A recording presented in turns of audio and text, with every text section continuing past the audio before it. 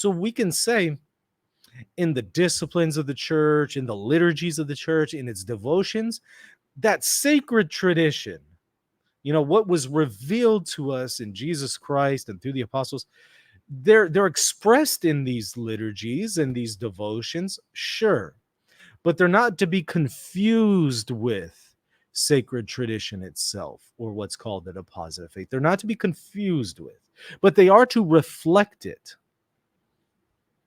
In light of tradition, these traditions can be retained, modified, or even abandoned under the guidance of the Church's Magisterium. That's straight from the Council of Trent and also Vatican I. It is certainly the case that liturgical traditions in the Church, explicitly liturgical traditions in Trent, can be retained, modified, or even abandoned by the Church under the Church's guidance.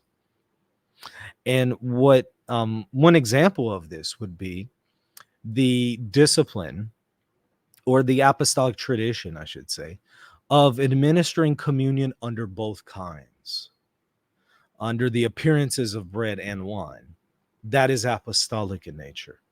And yet, there have been some events that occurred in the second millennium that caused a large portion of the church, especially in the Roman Rite, to say, okay, well, we're going to restrict the administration of Holy Communion to one form rather than both.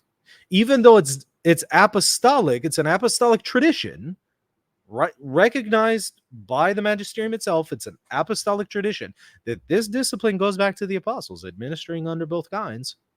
And yet, the church says it has the authority to modify that apostolic tradition and say, okay, well, in this case, we're actually not going to do that anymore. We're going to administer under one kind. Now, as you well know, the Second Vatican Council then reversed that and restored the apostolic tradition through the restoration of the chalice.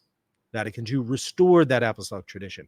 But prior to that, in the Roman Rite, there was a restriction on that apostolic discipline. And the church has that ability. It has the ability to modify those things as it sees fit. And that's the key according to Trent.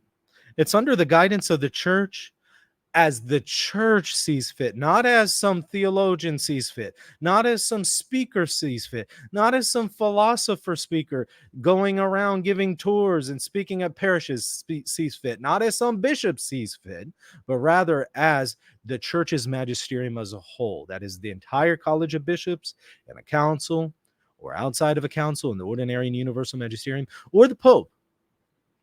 The magisterium has that authority.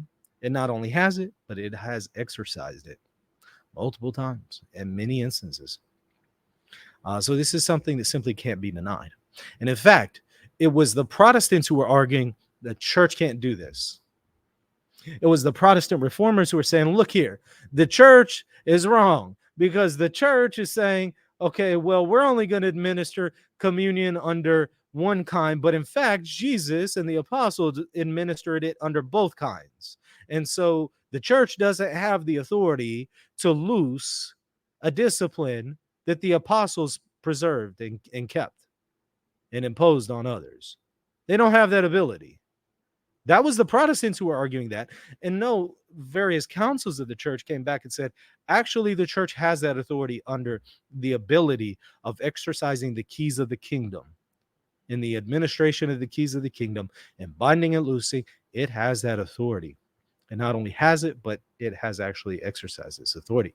Hey, thanks for watching. If you want to see the full video, go to the link in the description. And also, while you're at it, hit the subscribe button. God bless.